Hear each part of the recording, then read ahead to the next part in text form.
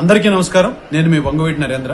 ఒక 5 రోజులుగా కొంతమంది నీచ ఆలోచన కలిగిన లుచ్చాగాళ్లు రంగా గారి మర్డర్ ని కొన్ని వీడియోలు బిట్స్ చేసి క్లిప్పింగ్స్ పెట్టి ప్రజల్లోకి బాగా వదిలి దాన్ని చాలా ట్రోల్ చేస్తున్నారు. ఎస్పీ రామ్మోహన్, మీరు ఆ రోజుల్లో ఉన్నారన్నారు కదా, మీకు అన్నారు కదా కడప బాంబులు వచ్చినాయి ఇక్కడికి, అవి బాంబుల యొక్క శకలాలు అవి తీసుకున్నాము మేము ప్రూఫ్ల కింద అని చెప్పని మాట్లాడుతున్నావు కదా. నువ్వు ఒక సిన్సియర్ ఆఫీసర్ అనుకుంటా కదా బహుశా, అంటే నువ్వు చెప్పుకునేది నువ్వు ఒక సిన్సియర్ ఆఫీసర్ అని చెప్పుకుంటున్నావు అంతేనా?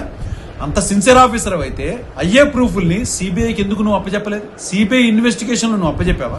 సిబిఐ కేసు దర్యాప్తు చేసి అందులో ఉన్నటువంటి పాల్గొన్నటువంటి దుర్మార్గులకి శిక్ష పడేలా నువ్వు ఎందుకు చేయలే? అమ్ముడుపోయావా?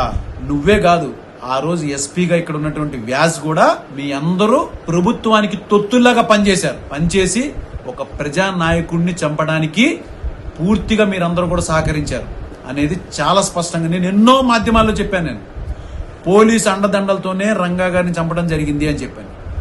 అవునా కాదా? ఎందుకంటే రంగా గారు ఒక మంచి ప్రజాదరణ ఉన్నటువంటి ఒక నాయకుడు, ఎదుగుతుంటే ఆ రోజు తెలుగుదేశం ప్రభుత్వం తట్టుకోలేక, అతని ఎదుగుదలను చూసి ఓర్వలేక అతన్ని నడి రోడ్డు మీద చంపించారు. సత్యాగ్రహం చేస్తుంటే, నిరాహార దీక్ష చేస్తున్న వ్యక్తిని. ఆ జరిగినటువంటి సంఘటనకి ప్రత్యక్ష సాక్షినని నేను ఎన్నో సందర్భాల్లో చెప్పా.